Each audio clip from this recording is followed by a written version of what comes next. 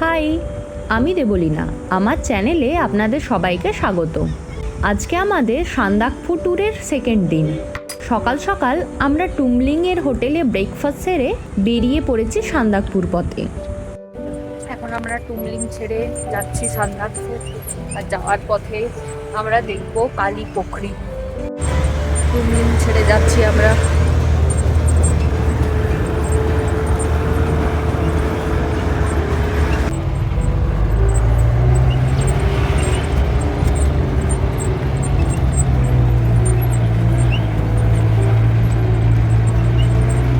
এগুলো টুমলিং এর আরো কয়েকটা হোমস্টে যেগুলো এখনো তৈরি হচ্ছে।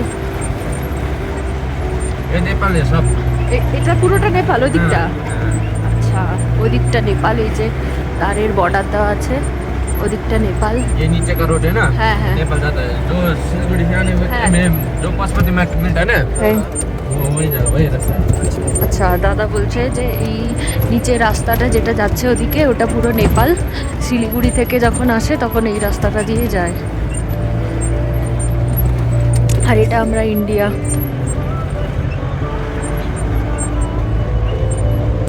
এখন আমরা ঢুকছি সিঙ্গলীলা ন্যাশনাল পার্কে।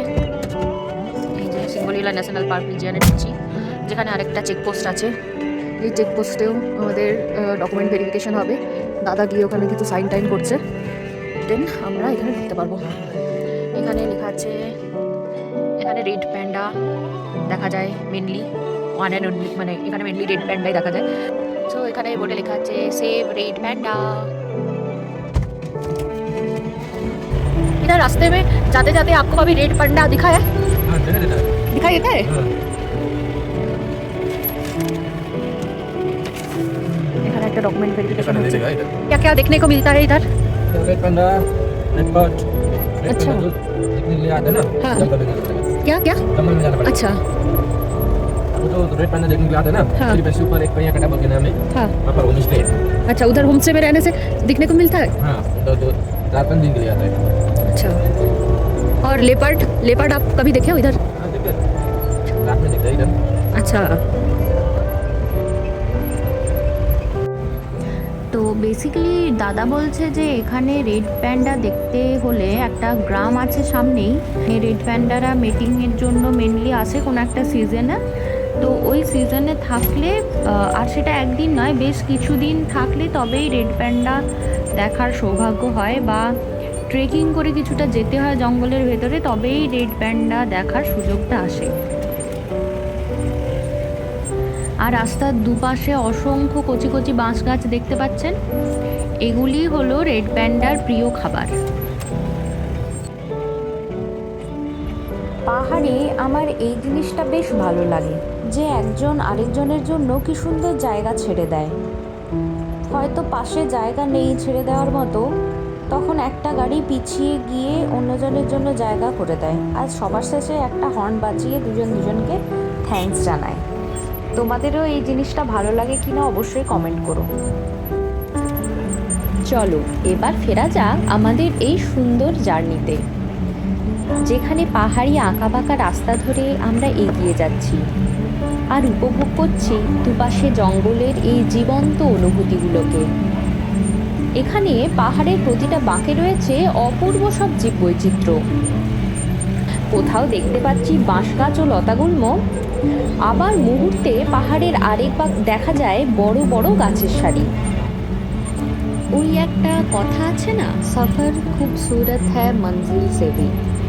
আসলে আমার মনে হয় সফরটাই সব থেকে বেশি সুন্দর, কারণ এখানেই লুকিয়ে থাকে নিজেকে নতুন করে খুঁজে পাওয়ার অনুভূতিটা।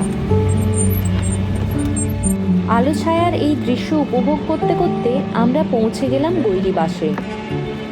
বেশিরভাগ ট্রেকার্সরাই এখানে একটা দিন স্টে করেন সান্দাকফু যাওয়ার আগে।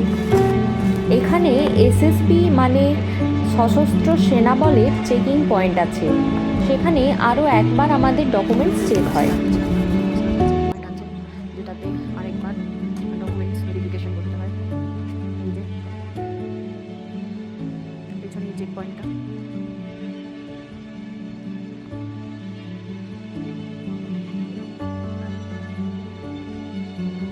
মুরগির খাঁচা।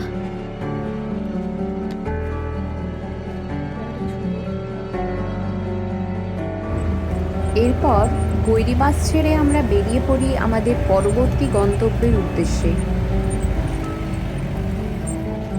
একটা জিনিস নোটিস করলে এখানে নিচে আমরা যখন জঙ্গল দিয়ে আসছিলাম ওখানে জঙ্গলগুলো কত ঘন ছিল, আর এখানটা জঙ্গলগুলো হালকা। নিচে নিচে কত ব্যাম্বু ছিল, আর এখানে সব বৃক্ষ টাইপসের গাছ। এই ভিলেজটার নাম হচ্ছে কাইয়াকাটা। এখানেই এই হোমস্টেগুলোতেই লোকজন আসে রেড প্যান্ডা দেখার জন্য।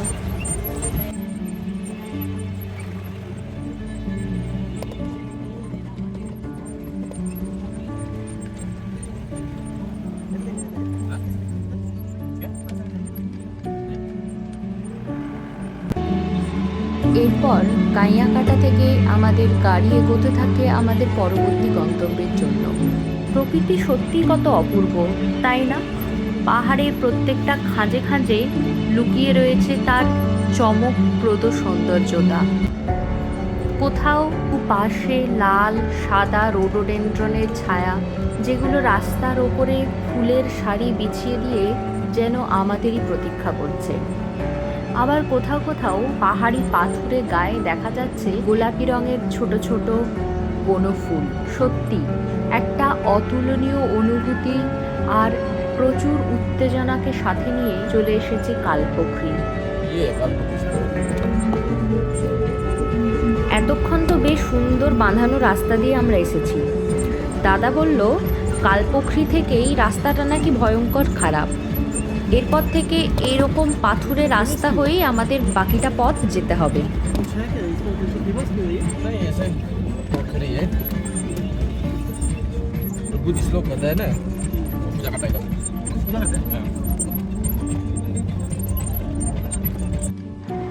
নেমে পড়লাম আমরা কালপোখরি ওরপে কালাপোখরিতে। পোখরি কথা স্থানীয় ভাষায় অর্থ হলো লেক। এখানের জলটা কালো বলে এটার নাম কালাপোখরি। এটার উচ্চতা মোটামুটি 10,000 ফুটের কাছাকাছি। বৌদ্ধ ধর্মে এই লেকটিকে অতীব পবিত্র বলে মানা হয়। আর লেকের পাশে একটার ওপর আরেকটা নুড়ি পাথর চাপিয়ে কিছু মানত করা হয়।